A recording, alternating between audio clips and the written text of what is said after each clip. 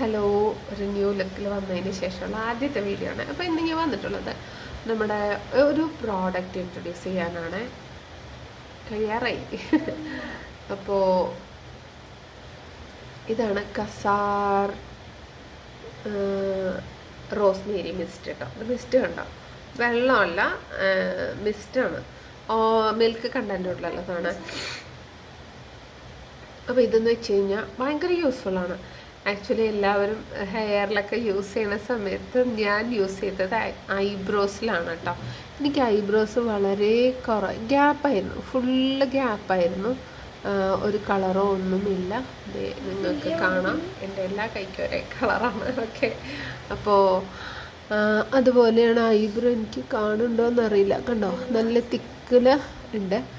എനിക്ക് ഫുൾ ഗ്യാപ്പായിരുന്നു.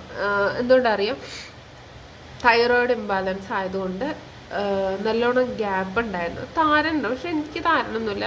എപ്പോഴും അവരോട് പോകുമ്പോൾ പറയും താരൻ്റെ ട്രീറ്റ്മെൻറ്റ് ചെയ്യാൻ അവർ നോക്കുമ്പോൾ ഒരു താരം പോലും ഇല്ല, ബട്ട് ഗ്യാപ്പുകൾ ഉണ്ടാവാറുണ്ട്. അതേപോലെ ചെറിയ ഗ്രോത്ത്. ഇപ്പോൾ ഞാനിതിൻ്റെ പഴയത് കാണിച്ചു തരാം. ഇത്രയൊന്നുമില്ല കേട്ടോ, നല്ലോണം കയറിയിട്ടാണ് രണ്ട് സൈഡ്. ഇപ്പോൾ കളർ ചെയ്തതുകൊണ്ട് നിങ്ങൾക്കിത് കാണില്ല, കുഞ്ഞു കുഞ്ഞു നിറയെ ഹെയർ ഉണ്ട്.